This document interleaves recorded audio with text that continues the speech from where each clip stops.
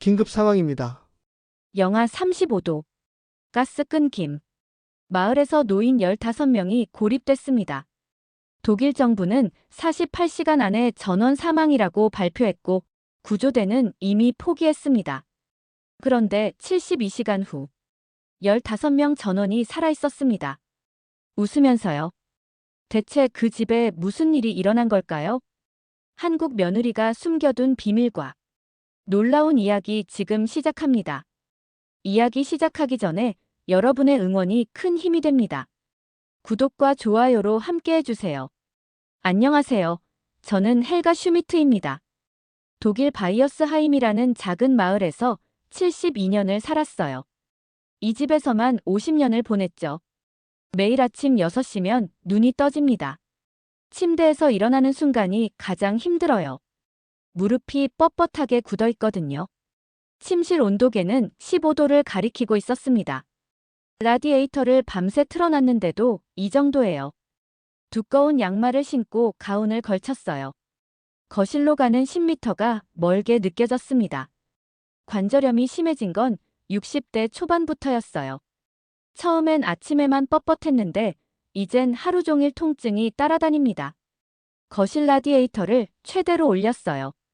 30분쯤 지나면 그나마 견딜만해지죠. 하지만 18도 이상은 올라가지 않았습니다. 창문 틈으로 찬바람이 새어 들어왔어요. 200년 된 집이라 단열이 좋지 않거든요. 남편 발터는 10년 전에 세상을 떠났습니다. 혼자 사는 집은 더 춥게 느껴져요. 부엌에서 아침을 준비하면서도 두꺼운 스웨터를 입고 있었어요. 손가락 관절도 아파서 칼질하기가 힘들었습니다. 이웃 프란츠 할아버지는 제게 요양원 가라고 권했죠. 하지만 전 이 집을 떠나고 싶지 않았어요. 아들 마르쿠스가 태어난 집이고 남편과의 추억이 가득한 곳이니까요. 그날 오후 마르쿠스에게서 전화가 왔습니다. 아들은 뮌헨에서 엔지니어로 일하고 있어요. 엄마, 좋은 소식이 있어요. 아들의 목소리가 들뜬 것 같았어요. 전 차를 마시며 귀를 기울였습니다. 저 결혼하기로 했어요. 순간 가슴이 뛰었어요. 42살인 아들이 드디어 결혼을 하다니요. 축하한다, 마르쿠스. 제가 말했습니다. 그 여자가 누구니? 이름이 뭔데? 아들이 잠시 머뭇거리더니 대답했어요. 지윤이에요. 한국 사람이에요. 제 손에 들린 찻잔이 흔들렸습니다. 한국이라고. 동양 여자를 만나다니 상상도 못했거든요. 아들은 서둘러 설명했어요.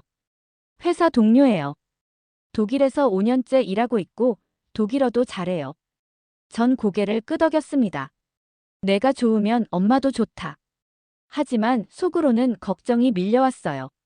문화가 다른데 잘 지낼 수 있을까요? 언어는 통할까요? 우리 가족 전통을 이해할 수 있을까요?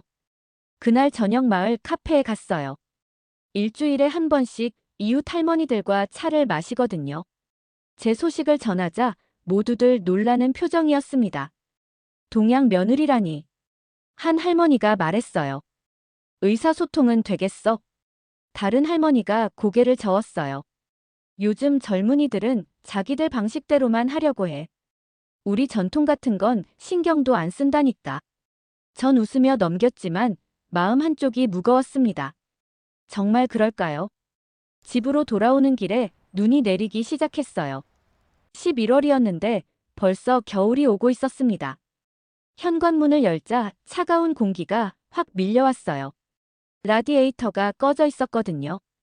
다시 켜고 소파에 앉았습니다. 무릎을 주무르며 생각했어요. 앞으로 며느리와 어떻게 지내게 될까요? 12월 첫째 주말이었습니다. 마르쿠스가 지윤과 함께 집에 온다고 했어요. 전 이틀 동안 집안 청소를 했습니다. 손가락이 아파도 참았어요. 며느리에게 좋은 인상을 주고 싶었거든요. 독일 전통 음식인 슈바이낙센과 자우어크라우트를 준비했습니다. 토요일 오후 2시쯤 초인종이 울렸어요. 문을 열자 아들이 서 있었고 그 옆에 작은 여자가 있었습니다. 검은 머리에 환한 미소를 짓고 있었어요. 안녕하세요, 어머님. 지윤이 유창한 독일어로 인사했습니다. 제 손을 두 손으로 잡았어요. 만나서 정말 반가워요. 전 조금 놀랐습니다. 독일어를 이렇게 잘할 줄은 몰랐거든요. 어서 들어오렴. 제가 말했어요. 지윤이 현관에서 신발을 벗으려고 하더군요. 아니야. 독일에선 신발 신고 들어와도 돼. 제가 말했습니다. 지윤이 미소 지으며 신발을 다시 신었어요. 거실로 안내했습니다. 지윤이 두리번거리며 집안을 둘러봤어요. 정말 아름다운 집이에요. 200년이나 됐다고 들었어요. 그녀가 말했습니다. 전 고개를 끄덕이며 집안 곳곳을 설명해줬어요. 이 벽난로는 150년 됐고 저 식탁은 남편의 할아버지가 만든 거라고요. 차를 준비하러 부엌에 갔습니다. 지윤이 따라왔어요. 도와드릴게요. 그녀가 말했습니다. 함께 차를 준비하면서 이야기를 나눴어요. 지윤은 서울 출신이고 독일 회사에서 소프트웨어 개발자로 일한다고 했습니다. 잠깐 눈치챘어요. 지윤이 두꺼운 카디건을 입고 있더군요. 추우니? 제가 물었습니다. 지윤이 잠깐 망설이더니 괜찮아요 하고 웃었어요. 하지만 그 웃음이 조금 억지스러웠습니다. 저녁을 먹으며 이야기를 나눴습니다. 마르쿠스가 둘이 어떻게 만났는지 설명했어요. 회사 프로젝트에서 함께 일하다가 친해졌다고 했습니다. 지윤이 식사 중에도 양손으로 따뜻한 차를 계속 감싸고 있는 게 보였어요. 식사 후 거실로 자리를 옮겼습니다.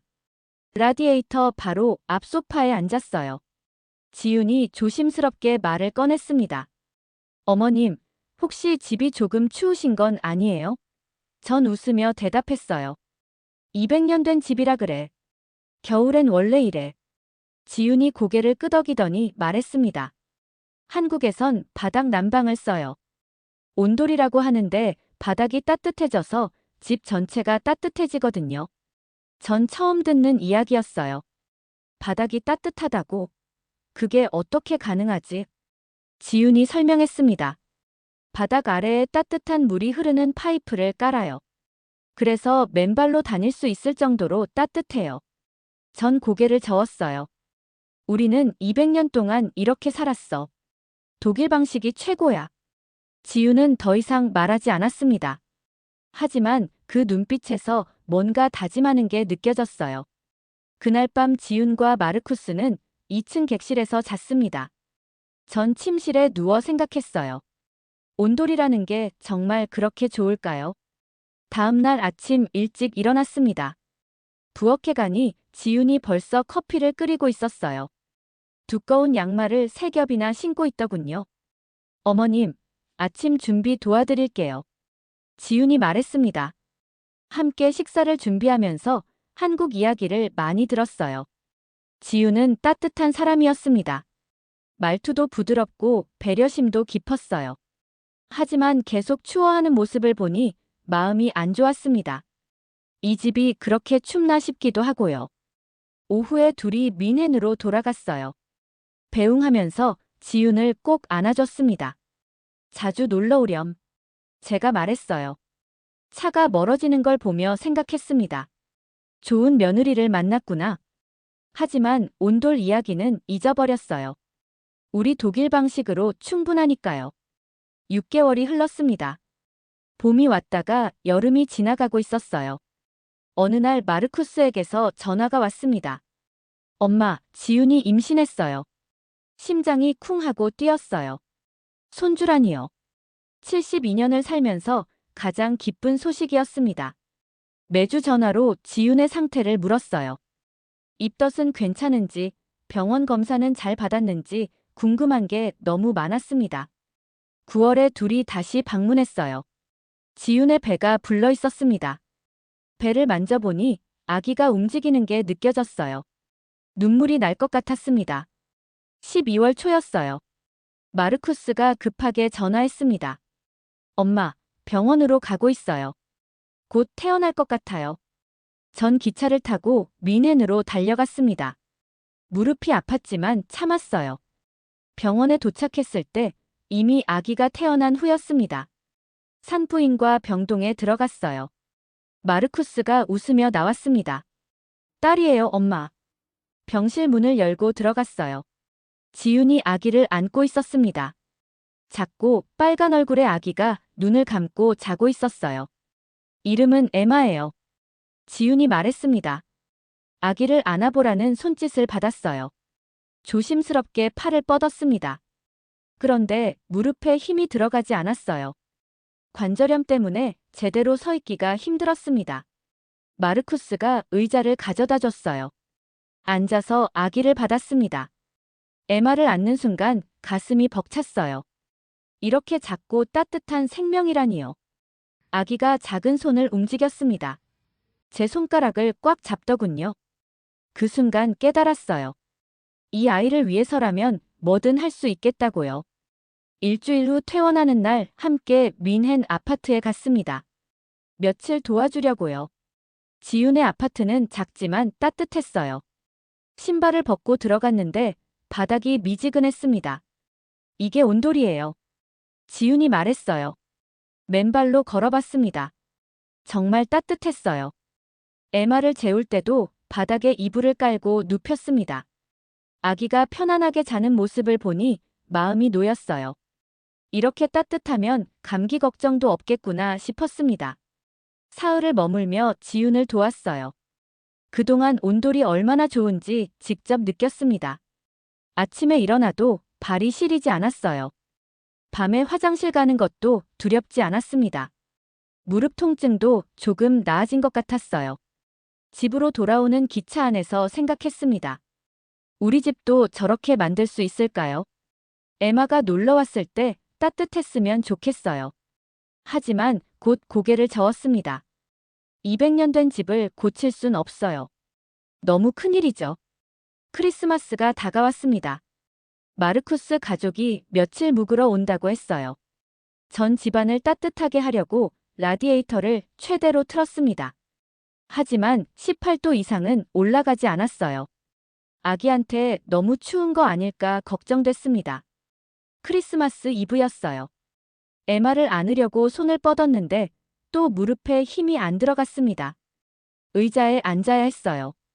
지윤이 걱정스러운 눈으로 저를 봤습니다. 어머님, 무릎이 많이 안 좋으신가 봐요. 전 웃으며 괜찮다고 했지만 속으로는 슬펐어요. 손주를 제대로 안아주지도 못하다니요. 밤에 에마가 울었습니다. 지윤이 아기를 달래려고 거실로 나왔어요. 그런데 추워서 아기가 더 울더군요. 지윤이 두꺼운 담요로 에마를 감쌌습니다. 그 모습을 보며 가슴이 아팠어요. 이 집이 너무 춥구나. 아기한테 미안했습니다. 다음 날 아침 지윤이 조용히 말했어요. 어머님, 제가 하나 제안해도 될까요? 전 고개를 끄덕였습니다. 서재 한 방만 온돌로 바꾸면 어떨까요? 공사도 일주일이면 돼요. 비용도 제가 부담할게요. 지윤이 조심스럽게 말했습니다. 전 잠시 생각했어요. 한 방만이라면 괜찮을까요? 하지만 입 밖으로 내진 못했습니다. 마을 사람들이 뭐라고 할까봐 두려웠거든요. 생각해볼게. 제가 대답했어요. 지윤은 더 이상 말하지 않았습니다. 그들이 떠난 후 혼자 서재에 앉아 있었어요. 에마의 얼굴이 계속 떠올랐습니다. 다음에 올 땐 더 추울 텐데요. 이 아이가 따뜻했으면 좋겠어요. 그렇게 생각하니 결심이 섰습니다. 새해가 밝았습니다. 1월 첫째 주에 지윤에게 전화를 걸었어요. 며느리, 그 온돌 말인데요. 제가 조심스럽게 말을 꺼냈습니다. 서재 한 방만 해볼까 해. 전화기 너머로 지윤이 기뻐하는 소리가 들렸어요.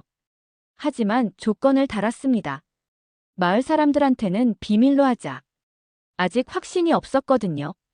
혹시 실패하면 웃음거리가 될까봐 두려웠어요. 지윤이 알겠다고 했습니다. 제가 모든 걸 준비할게요. 일주일 후 지윤이 왔어요. 독일에서 일하는 한국 시공 업체를 찾았다고 했습니다. 사장님이 직접 집을 보러 왔어요. 40대 중반쯤 되어 보이는 남자였습니다. 김 사장이라고 소개했어요. 서재를 둘러보더니 고개를 끄덕였습니다. 가능해요. 이틀이면 바닥 뜯어내고 사흘이면 설치 끝나요. 그가 설명했어요. 비용은 4,000유로 정도 든다고 했습니다. 적지 않은 돈이었지만 지윤이 자기가 낸다고 했어요. 이웃 프란츠 할아버지가 다음 주에 오스트리아 여행을 간다고 했습니다. 좋은 기회였어요. 그 사이에 공사를 하면 아무도 모를 거예요. 월요일 아침 일찍 시공팀이 왔습니다. 3명의 젊은 남자들이었어요. 바닥을 뜯어내기 시작했습니다. 나무 마루가 하나씩 들어올려졌어요. 50년 된 바닥이 벗겨지는 걸 보니 마음이 아팠습니다. 정말 잘하는 걸까요? 하지만 이미 시작한 일이었어요. 첫날 저녁이 되자 서재 바닥이 완전히 드러났습니다. 콘크리트 바닥만 남아 있었어요. 다음 날 아침 파이프를 깔기 시작했습니다. 얇은 플라스틱 관이 바닥에 빙빙 돌아가며 깔렸어요. 김 사장이 설명했습니다. 이 안으로 따뜻한 물이 흐르는 거예요. 셋째 날엔 파이프 위에 시멘트를 부었습니다. 평평하게 고르더니 하루 동안 말렸어요. 넷째 날 새 나무 바닥을 깔았습니다. 마지막 날엔 벽에 작은 온도 조절기를 달았어요. 여기서 온도를 조절하시면 돼요. 김 사장이 말했습니다. 금요일 오후에 모든 게 끝났습니다. 스위치를 켰어요. 웅 하는 소리와 함께 보일러가 작동했습니다. 1시간쯤 있으면 따뜻해질 거예요. 김 사장이 말하고 떠났어요. 전 서재 문을 닫고 거실로 나왔습니다. 1시간 후 다시 서재로 들어갔어요. 신발을 벗고 양말 신은 발로 바닥을 밟았습니다. 따뜻했어요. 정말 따뜻했습니다. 양말을 벗고 맨발로 밟아봤어요. 발바닥 전체로 온기가 올라왔습니다. 72년을 살면서 처음이었어요. 겨울에 맨발로 바닥을 밟아본 게요. 눈물이 났습니다. 이렇게 따뜻할 수가 있구나. 바닥에 앉아봤어요. 엉덩이가 따뜻했습니다. 누워봤어요. 등 전체가 따뜻했어요. 30분쯤 누워 있었을까요? 무릎 통증이 조금 나아진 것 같았습니다. 관절이 풀리는 느낌이었어요. 지윤에게 전화를 걸었습니다. 며느리, 고마워. 정말 고마워. 목이 메었어요. 주말 동안 서재에서 대부분의 시간을 보냈습니다. 책을 읽고 차를 마시고 그냥 누워있기도 했어요. 거실 라디에이터보다 훨씬 따뜻했습니다. 온도계는 22도를 가리켰어요. 이불 없이도 충분히 따뜻했습니다. 월요일 아침이었어요. 프란츠 할아버지가 여행에서 돌아왔습니다. 오후에 마을 카페에서 만났어요. 여행 이야기를 들으며 조마조마했습니다. 혹시 공사 소리를 들은 사람이 있을까요? 다행히 아무도 모르는 것 같았어요. 집으로 돌아오는 길에 안도의 한숨을 쉬었습니다. 비밀은 지켜졌어요. 하지만 마음 한쪽이 불편했습니다. 이렇게 좋은 걸 혼자만 누리는 게 맞나 싶었거든요. 그날 밤 서재에서 책을 읽고 있었어요. 바닥이 너무 따뜻해서 담요도 필요 없었습니다. 이게 진짜 삶이구나 싶었어요. 72년 만에 겨울을 두려워하지 않아도 되는 거죠. 지윤이 준 선물은 단순한 난방이 아니었어요. 새로운 삶이었습니다. 2주가 지났습니다. 온돌 덕분에 매일이 행복했어요. 아침에 일어나면 제일 먼저 서재로 갔습니다. 따뜻한 바닥에 발을 딛는 순간이 가장 좋았어요. 무릎 통증도 확실히 줄었습니다. 계단을 오르내리는 게 한결 수월해졌어요. 어느 수요일 오후였습니다. 마을 카페에서 이웃 할머니들을 만났어요. 커피를 마시며 이야기를 나누고 있었습니다. 요즘 해가 안색이 좋아 보이네. 안나 할머니가 말했어요. 무슨 좋은 일 있어? 전 웃으며 대답했습니다. 집에 난방을 새로 했어. 정말 좋더라고. 모두들 귀를 기울였어요. 무슨 난방인데? 프란츠 할아버지가 물었습니다. 전 심호흡을 하고 말했어요. 온돌이라고 한국식 바닥 난방이야. 순간 카페가 조용해졌습니다. 사람들이 서로 얼굴을 쳐다봤어요. 한국식이라고 누군가 물었습니다. 전 고개를 끄덕였어요. 지윤이 추천해줬어. 바닥이 따뜻해서 정말 좋아. 맨발로 다닐 수 있을 정도야. 프란츠 할아버지가 코웃음을 쳤습니다. 동양 기술? 우리 독일 공학이 세계 최고인데 왜 그런 걸 써야 해? 다른 사람들도 고개를 끄덕였어요. 우리 난방 시스템도 충분히 좋잖아. 안나 할머니가 말했습니다. 아니야. 이건 정말 달라. 전 열심히 설명했어요. 집 전체가 고르게 따뜻해지고 난방비도 적게 나와. 하지만 사람들은 믿지 않는 표정이었습니다. 그럴 리가 없어. 누군가 중얼거렸어요. 마을 대장장이 한스가 말했습니다. 헬가, 속은 거 아니야? 아시아 사람들이 이상한 물건 팔려고 그러는 거 아니고. 순간 화가 났어요. 지우는 그런 사람이 아니야. 제가 단호하게 말했습니다. 우리 며느리가 날 속일 리 없어. 하지만 분위기는 이미 싸늘해졌어요. 헬가가 며느리한테 휘둘리는구만. 누군가 작은 소리로 말했습니다. 들리지 않는 척했지만 가슴이 아팠어요.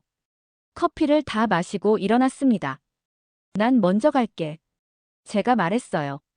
집으로 돌아오는 길이 무거웠습니다. 왜 아무도 믿어주지 않는 걸까요? 직접 보여주고 싶었어요. 그날 저녁 몇몇 이웃에게 전화를 걸었습니다.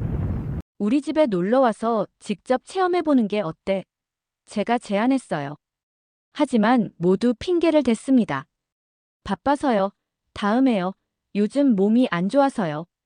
다들 거절했어요. 전 전화기를 내려놓고 한숨을 쉬었습니다. 그들은 믿고 싶지 않은 거예요. 동양 기술이 우리보다 좋다는 걸요. 며칠 후 장을 보러 슈퍼마켓에 갔습니다. 계산대에서 이웃 베아트리스를 만났어요. 인사를 건넸는데 그녀가 고개만 까딱하고 지나갔습니다.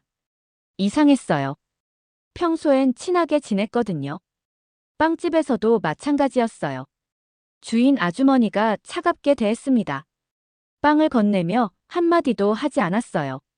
무슨 일이 있나 싶었습니다. 집으로 돌아와 안나 할머니에게 전화를 걸었어요. 사람들이 나한테 왜 그래? 안나 할머니가 한숨을 쉬었습니다. 헬가, 솔직히 말할게. 사람들이 내 얘기를 하더라. 한국 며느리한테 속아서 돈만 날렸다고. 우리 전통을 버렸다고 말이야. 심장이 철렁했어요. 그게 아닌데. 전 침착하게 설명하려 했습니다. 직접 와서 보면 알 텐데. 하지만 안나 할머니가 말을 끊었어요. 난 내 편이야, 헬가. 하지만 다른 사람들은 그렇지 않아. 조심해. 전화가 끊겼습니다. 그날 밤 서재에 혼자 앉아 있었어요. 따뜻한 바닥이 위로가 됐습니다. 이렇게 좋은데 왜 아무도 모를까요? 지윤에게 전화하고 싶었지만 참았어요. 며느리한테 짐이 되고 싶지 않았거든요. 창밖을 봤습니다. 눈이 내리고 있었어요. 이웃집 창문에 불이 켜져 있었습니다. 그 안에서 사람들이 추위에 떨고 있겠죠. 언젠가는 알게 될 거예요. 이게 얼마나 좋은지요. 그때까지 기다리기로 했습니다. 1월 중순이었습니다. 아침 뉴스를 보다가 깜짝 놀랐어요. 기상캐스터가 심각한 표정으로 말하고 있었습니다. 시베리아에서 유례없는 한파가 유럽으로 이동 중입니다. 독일 전역에 영하 30도까지 떨어질 것으로 예상됩니다. 화면에 붉은색 경보가 떴어요. 최고 수준의 한파 경보였습니다. 지난 50년간 본 적 없는 추위라고 했어요. 마을 사람들도 걱정하기 시작했습니다. 슈퍼마켓에 사람들이 몰렸어요. 다들 식량을 사재기했습니다. 프란츠 할아버지가 제 집에 들렀어요. 헬가, 장작 충분히 준비했어? 그가 물었습니다. 전 고개를 끄덕였어요. 걱정 마, 난 괜찮을 거야. 그는 의아한 표정을 지었지만 더 묻지 않았습니다. 1월 14일 밤이었어요. 온도계가 영하 25도를 가리켰습니다. 바람이 세차게 불었어요. 창문이 덜덜 떨렸습니다. 하지만 전 서재에서 따뜻하게 책을 읽고 있었어요. 온돌 덕분에 22도가 유지됐습니다. 다음 날 새벽 3시쯤이었어요. 큰 폭발음에 잠에서 깼습니다. 쾅! 집이 흔들렸어요. 무슨 일인가 싶어 창문을 열었습니다. 마을 외곽 쪽에서 불빛이 보였어요. 오렌지색 불꽃이 치솟고 있었습니다. 곧 사이렌 소리가 들렸어요. 소방차와 경찰차가 달려갔습니다. 30분쯤 지나자 마을 비상방송이 나왔어요. 주민 여러분, 가스관 폭발 사고가 발생했습니다. 마을 전체 가스 공급이 중단됩니다. 복구까지 최소 2주가 걸릴 예정입니다. 심장이 두근거렸어요. 2주라고요? 이 추위에 난방 없이 2주를요? 전화기가 울렸습니다. 이웃들이었어요. 헬가, 들었어? 가스가 끊겼대. 어떡하지? 모두들 패닉 상태였습니다. 아침이 되자 마을 회관에 비상회의가 소집됐어요. 83가구 주민들이 모였습니다. 시장이 나와서 설명했어요. 가스관이 심하게 손상됐습니다. 한파로 배관이 얼어서 터진 거예요. 수리에 최소 2주가 걸립니다. 사람들이 웅성거렸어요. 2주 동안 어떻게 살아요? 누군가 소리쳤습니다. 시장이 손을 들어 조용히 시켰어요. 정부에서 대피 명령을 내렸습니다. 인근 도시 체육관으로 이동하시면 됩니다. 대피라고요? 프란츠 할아버지가 벌떡 일어났습니다. 우리 집을 버리고 가라는 거예요? 다른 노인들도 동의했어요. 전 50년을 여기서 살았어요. 갈 수 없어요. 한스 대장장이가 말했습니다. 시장이 난처한 표정을 지었어요. 하지만 영하 30도예요. 난방 없이는 위험합니다. 특히 노인분들은 저체온증 위험이 큽니다. 꼭 대피하셔야 합니다. 그가 간곡히 말했습니다. 회의가 끝나고 집으로 돌아왔어요. 이웃 안나 할머니가 따라왔습니다. 헬가, 너는 어떻게 할 거야? 그녀가 물었어요. 전 잠시 생각했습니다. 난 안 갈 거야. 여기 남을 거야. 안나 할머니가 놀란 표정을 지었어요. 미쳤어? 얼어 죽으려고. 전 고개를 저었습니다. 난 괜찮을 거야.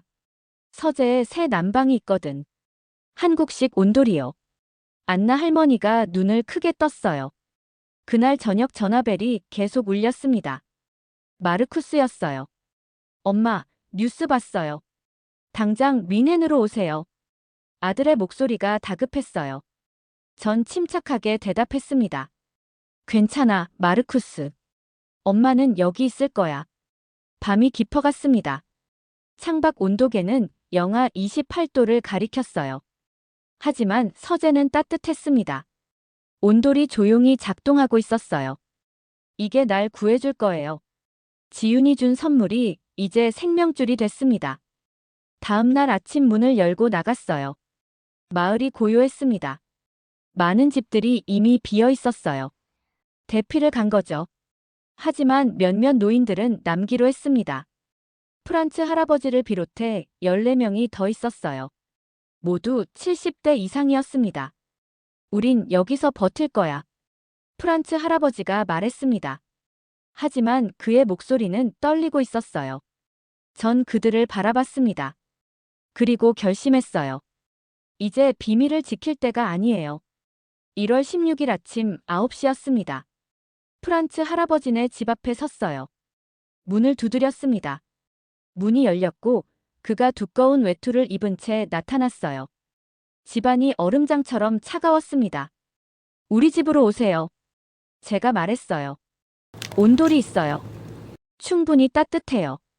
프란츠 할아버지가 눈을 깜빡였습니다. 그 한국 난방 말이야? 전 고개를 끄덕였어요. 15명이 함께 있어도 괜찮아요. 제발 오세요. 그는 잠시 망설이다가 고개를 끄덕였습니다. 1시간 후 14명의 노인들이 제 집에 모였어요. 모두 겹겹이 옷을 입고 있었습니다. 거실로 안내했어요. 신발을 벗으세요. 제가 말했습니다. 사람들이 조심스럽게 신발을 벗었어요. 바닥을 밟는 순간 모두가 멈췄습니다. 어머나. 안나 할머니가 중얼거렸어요. 정말 따뜻하네. 한스 대장장이가 무릎을 꿇고 손으로 바닥을 만졌습니다. 거짓말이 아니었구나. 프란츠 할아버지가 말했어요. 사람들이 거실 곳곳에 자리를 잡았습니다. 처음엔 조심스러웠지만 점점 편해졌어요. 외투를 벗기 시작했습니다. 스웨터도 벗었어요. 실내 온도계는 22도를 가리켰습니다. 점심을 함께 만들어 먹었어요. 부엌도 따뜻했거든요. 집 전체에 온돌이 깔려 있지는 않았지만 서재와 거실만으로도 충분했습니다. 사람들이 모여 있으니 더 따뜻했어요. 식사 후 몇몇은 바닥에 누웠습니다. 50년 만에 이렇게 따뜻한 겨울이야. 한 할아버지가 말했어요. 모두가 웃었습니다. 창밖은 영하 32도였지만 우린 반팔 티셔츠를 입고 있었어요. 밤이 되자 거실과 서재에 이불을 깔았습니다. 24시간이 지났어요. 다음 날 아침 모두가 무사히 일어났습니다. 안나 할머니가 우는 걸 봤어요. 왜 그래요? 제가 물었습니다. 무릎이 안 아파. 30년 만에 처음이야. 그녀가 눈물을 닦았어요. 오후에 경찰이 왔습니다. 생존 확인차 순찰을 도는 거였어요. 문을 열자 경찰관이 깜짝 놀랐습니다. 15명이 모두 살아있었고 건강해 보였거든요. 어떻게 버티고 계세요? 그가 물었습니다. 한국식 난방이 있어요. 제가 대답했습니다. 경찰관이 집안을 둘러봤어요. 정말 따뜻하네요. 그가 중얼거렸습니다. 이건 기적이에요. 그는 무전기로 본부에 보고했어요. 15명 전원 생존 확인. 한국식 온돌 난방 덕분이라고요. 48시간이 지났습니다. 밖은 영하 35도까지 떨어졌어요. 역대 최저 기온이었습니다. 뉴스에서 우리 마을을 언급했어요. 대피를 거부한 15명의 노인이 기적적으로 생존하고 있다고 했습니다. 그날 오후 기자들이 몰려왔어요. 카메라를 들고 집 안으로 들어왔습니다. 어떻게 살아계신 겁니까? 기자가 물었어요. 전 온도를 보여줬습니다. 한국 며느리가 설치해준 거예요. 제가 설명했어요. 기자가 놀란 표정으로 바닥을 만졌습니다. 정말 따뜻하네요. 그가 카메라를 향해 말했어요. 독일 기술이 실패한 곳에서 한국 기술이 15명을 살렸습니다. 그날 저녁 우리 이야기가 독일 전역에 방송됐어요. 72시간째 되던 날 아침이었습니다. 전화벨이 울렸어요. 받았더니 여자 목소리가 들렸습니다. 헬가 슈미트 씨이신가요? 네, 그렇습니다. 제가 대답했어요. 저는 앙겔라 메르켈입니다. 순간 숨이 멎는 줄 알았어요. 전 총리님이요? 네, 당신 이야기를 들었습니다. 당신이 독일을 깨웠어요. 메르켈이 말했어요. 기술에는 국경이 없다는 걸 보여주셨습니다. 감사합니다. 전화를 끊고 주저앉았어요. 15명의 노인들이 저를 바라봤습니다. 누구였어요? 프란츠 할아버지가 물었어요. 메르켈이었어요. 제가 떨리는 목소리로 말했습니다. 모두가 환호했어요. 그날 오후 정부 관계자들이 왔습니다. EU 에너지 담당 장관도 함께였어요. 직접 온도를 체험하고 감탄했습니다. 이 기술을 전 유럽에 보급해야 합니다. 장관이 말했어요.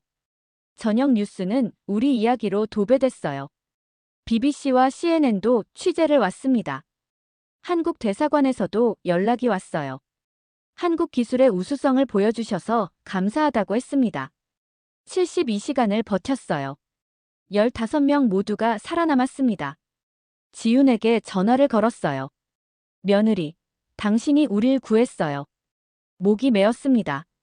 전화기 너머로 지윤도 울고 있었어요. 일주일이 지났습니다. 가스가 복구되고 대피했던 사람들이 돌아왔어요. 하지만 마을은 완전히 달라져 있었습니다.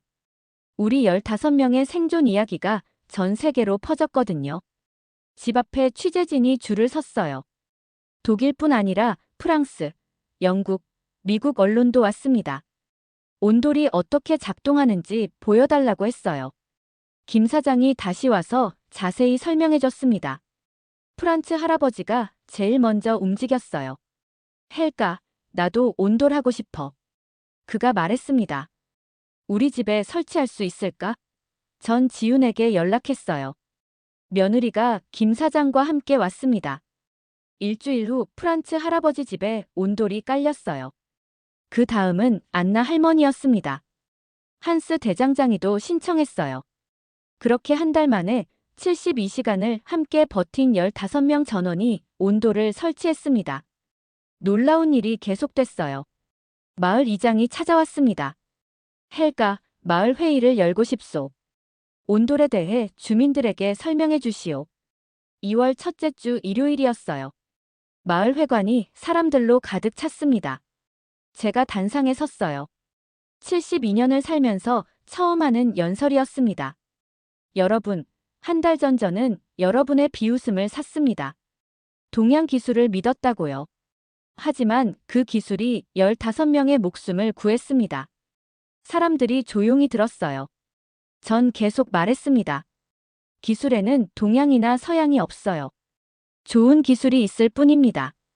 우리 마을이 그걸 증명했어요. 박수가 터져 나왔습니다. 그날 67가구가 온돌 설치를 신청했어요. 김 사장은 독일 전역에서 주문이 쇄도한다고 했습니다. 회사를 확장해야 할 정도래요. 한국에서 기술자들이 추가로 왔어요. 3월이 되자 마을 풍경이 바뀌었습니다. 집집마다 온돌 공사가 한창이었어요. 예전엔 겨울이면 모두 집에만 틀어박혔는데 이제는 서로 집에 초대했습니다. 당신 집 온돌 어때? 우리 집 한번 와봐. 그런 이야기들이 오갔어요. 독일 정부가 움직였습니다. 4월에 연방에너지부 장관이 직접 왔어요. EU 차원에서 온돌 보급 사업을 추진한다고 발표했습니다. 50억 유로 예산이 편성됐어요. 저소득층과 노인 가구의 온돌 설치 비용을 지원한다고 했습니다. 5월 어느 날이었어요. 한국 대사관에서 연락이 왔습니다. 지윤이 독일 연방 공로 훈장을 받는다고 했어요. 베를린 시청에서 수상식이 열렸습니다. 전 마르쿠스, 에마와 함께 참석했어요. 지윤이 단상에 올랐습니다. 며느리는 소박한 검은색 한복을 입고 있었어요. 장관이 훈장을 달아줬습니다.